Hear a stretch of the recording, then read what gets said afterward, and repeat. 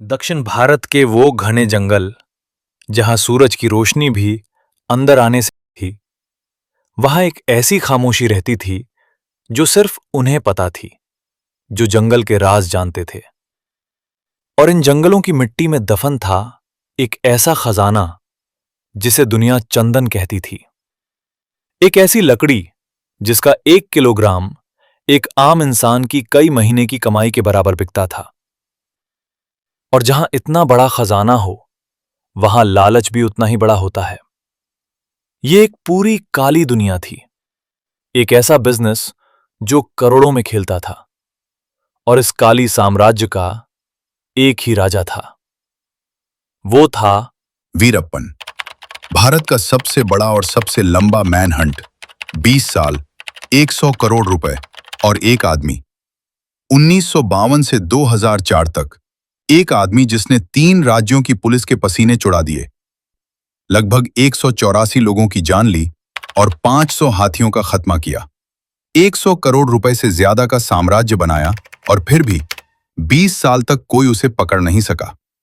कर्नाटक के गोपीनाथम गांव में 18 जनवरी 1952 को एक गरीब वन्यार परिवार में एक बच्चे ने जन्म लिया। नाम रखा गया कोसे मुनिस्वामी वीरप्पन।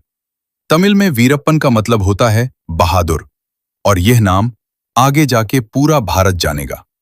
उसका चाचा था सालवाई गौंदर, एक कुख्यात शिकारी और चंदन का तस्कर।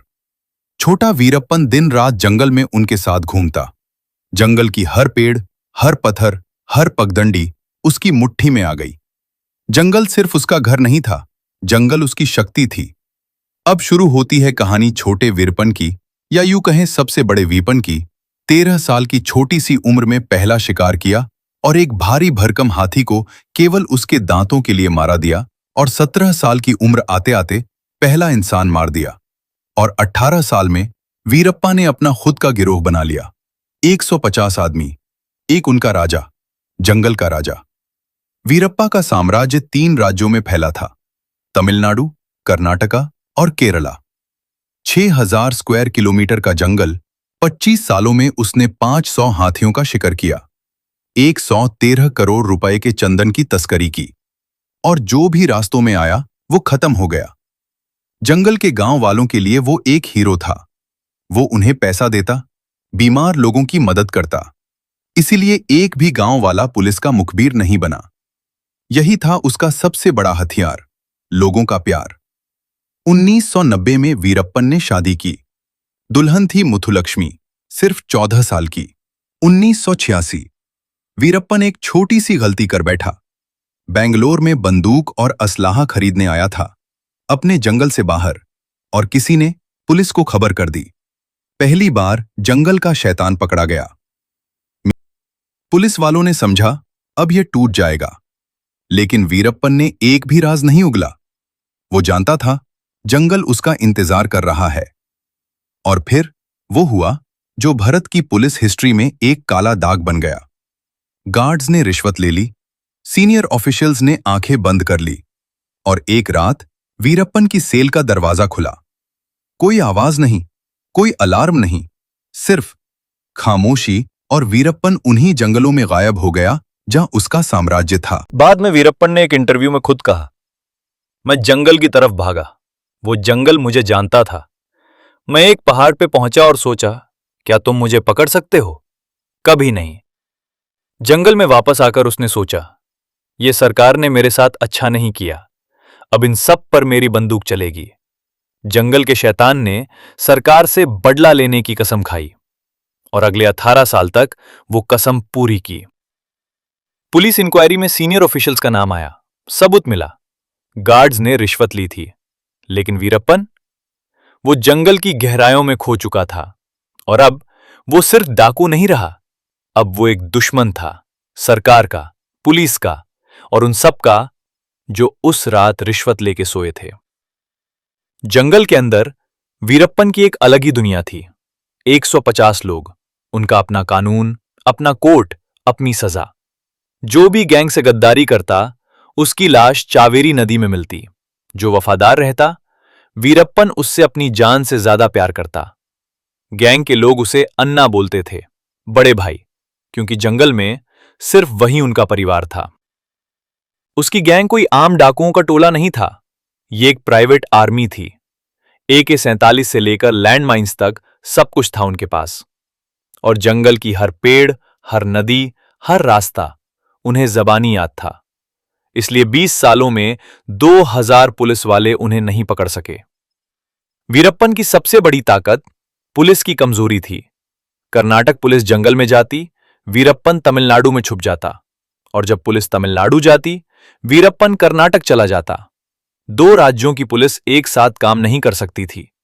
ये थी उसका असली ताकत, स्टेट बॉर्डर्स। 9 अप्रैल 1993, पालर ब्लास्ट। वीरप्पन ने जंगल की सड़क में लैंडमाइंस बिछा दिए। 22 पुलिस और फॉरेस्ट ऑफिशियल्स एक ब्लास्ट में खत्म, एक साथ, एक जगह। कर्नाटका के सीएम ने कहा, हम उसे धूत के रहेंगे, चाहे वो अपनी मां की कोख में भी छुपा हो। लेकिन वीरप्पन जंगल की गहराई में जा चुका था। एक के बाद एक सीनियर ऑफिसर मारे गए। 1987 में चिदंबरम, 1991 में श्रीनिवास, वही ऑफिसर जिन्होंने वीरप्पन को पकड़ा था। 1992 में आईपीएस ऑफिसर हरिकृष्णा समेत कई जवान मारे गए।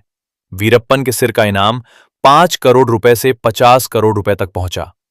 बीएसएफ भेजा गया, आर्मी का सहारा लेना पड़ा, लेकिन जंगल ने वीरप्पन को अपने अंदर छुपा लिया, हर बार। 30 जुलाई 2000, रात के 11 बजे, इंडिया के सबसे प्यारे कन्नड़ एक्टर डॉक्टर राजकुमार अपने घर सो रहे थे, और तब वीरप्पन की गैंग ने अनलेस घर का दरवाजा तोड़ा। राजकुमार और 3 और लोगों को जंगल में ले गई। पूरा कर्नाटका एक रात में रुक गया। बेंगलोर में दंगा भड़क उठा, लोगों ने सड़कें जाम कर दी, गाड़ियां जला दी। रजनीकांत ने पर्सनल अपील की, पीएम ने मीटिंग बुला ली। 2 राज्यों की सरकारें एक डाकू के आगे घुटने टेक दिए थे। जंगल में राजकुमार 108 दिन रहे, बुढ़पे में, गर्मी में, मच्छरों के बीच में। वीरप्पन की डिमांड्स थे चावेरी का पानी, तमिल कैदियों की रिहाई और कई पॉलिटिकल मांगे। वो सिर्फ फिरौती नहीं मांग रहा था, वो सियासत कर रहा था। 108 दिन बाद 20 करोड़ रुपए की फिरौती सीक्रेटली दी गई। राजकुमार आजाद हुए। 2004 आते आते जंगल के शैतान का वक्त आ चुका था।